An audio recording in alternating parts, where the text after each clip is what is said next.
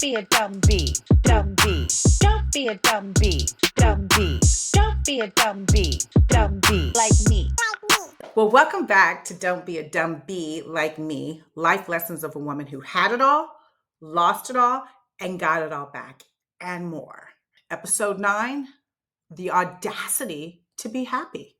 Yes, the audacity to find happiness. Why happiness is your birthright. Spiritually, grounding, joyful. Doesn't that sound amazing? Isn't that what we're all looking for? You weren't born to suffer. Happiness is our mission, is your mission, my mission. How we confuse being a martyr with purpose, especially us women. Oh, we have to give up everything so everybody else is happy. No. Stop right there. I want you to look in the mirror. I want you to pause and take a deep breath and say to yourself, I deserve to be happy. It resonates. It makes your body tingle. It really does.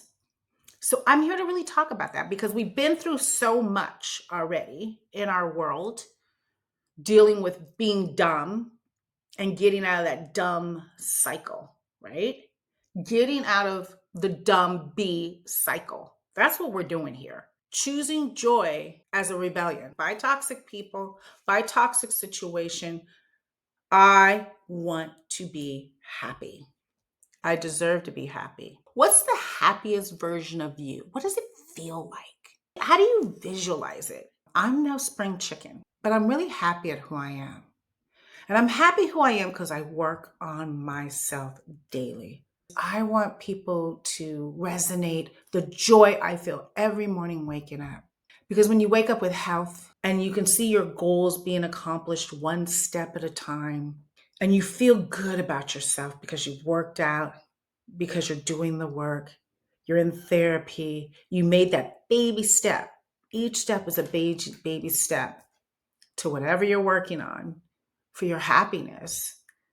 I want you to give gratitude because you are doing it. If you're here, you're doing it. If you're on what episode is this? Episode 9 with me. You're doing that. You're working on yourself, and I'm giving you a clap, and I'm thankful that you're here because you're putting yourself as a priority, which most women and most of us do not do.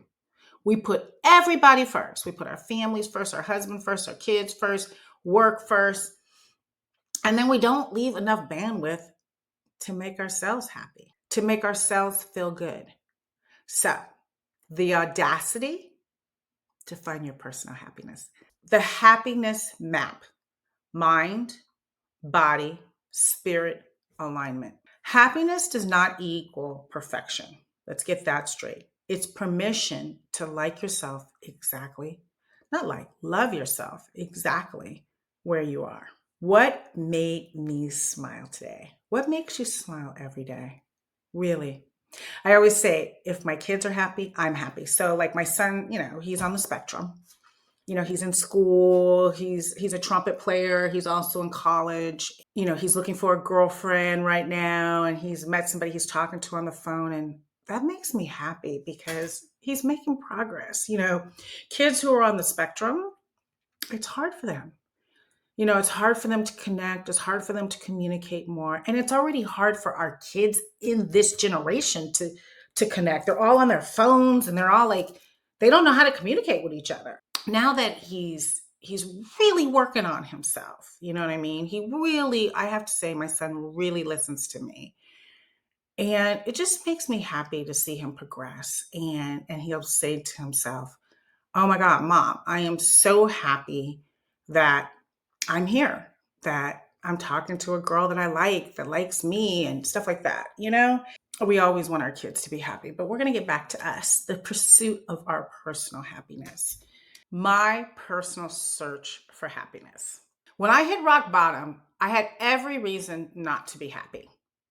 Divorced, broke, in debt, estranged from one of my kids, trying to rebuild my career, a brand, and a life. And let me tell you something. There were days I couldn't get out of bed.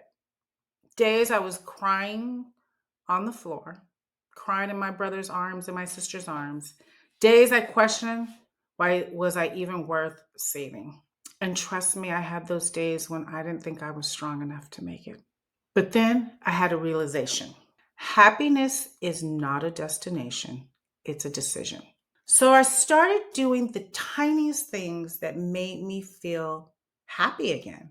Cooking, my favorite, hiking, laughing with my son, playing music, taking care of my health, talking to God, talking to myself with kindness.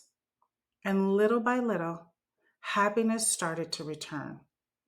Not in a big moment, but as a sort of steady light that came through. And I really started giving gratitude. Gratitude to wake up in the morning with being healthy. Like that right there with health. I always say health is wealth. With health, you can solve all your problems. And I want you to take a moment and spend time writing down, what does your personal happiness look like? Anything in the world that you could have. What would make you feel good again? That's the question I'm asking you. Let's break down what I've learned. Happiness starts inside of you. It starts with how you speak to yourself in the quiet moments. 2, happiness is a practice. You don't feel happy every day, but you can choose joy, peace, gratitude over and over. 3, happiness is health.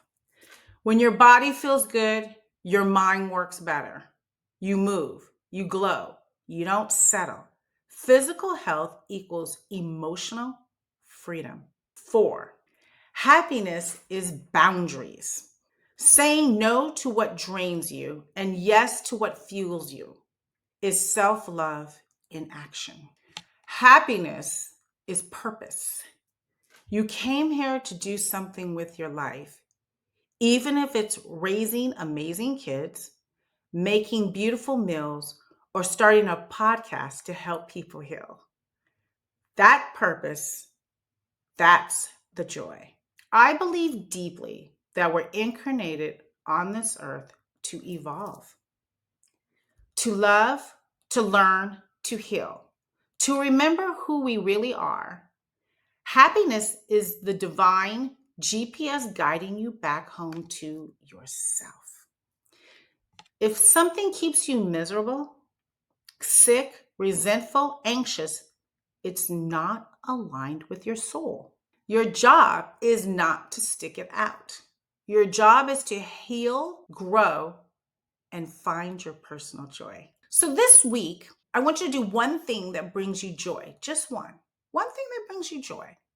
For me, I'm really enjoying starting my podcast because I'm really connecting to say that we all go through our challenges, and I want you to hear my story to know that you're strong enough to go through and work on yourself. I want people to understand that with faith and loving yourself and believing in yourself, anything is possible. I went through dark, dark, dark times. And I'm here to tell you, working on myself and taking the steps that I'm teaching in this podcast, I have found inner joy and happiness. I'm on the best chapter of my life. Okay, it took me a few years,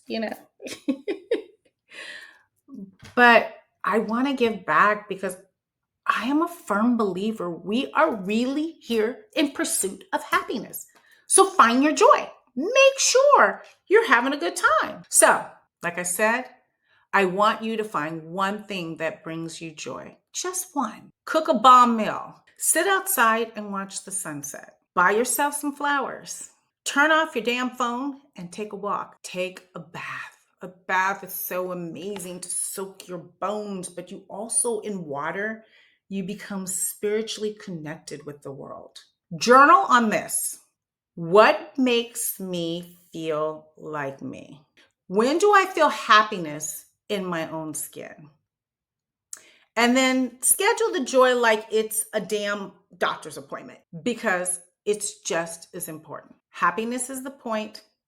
Happiness is the purpose. Happiness is the path. If you love this podcast and you resonate and want to become part of my community, please come follow, hit the like button, and join my community. Don't be a dumb bee, dumb bee. Don't be a dumb bee, dumb bee. Don't be a dumb bee, dumb bee like me.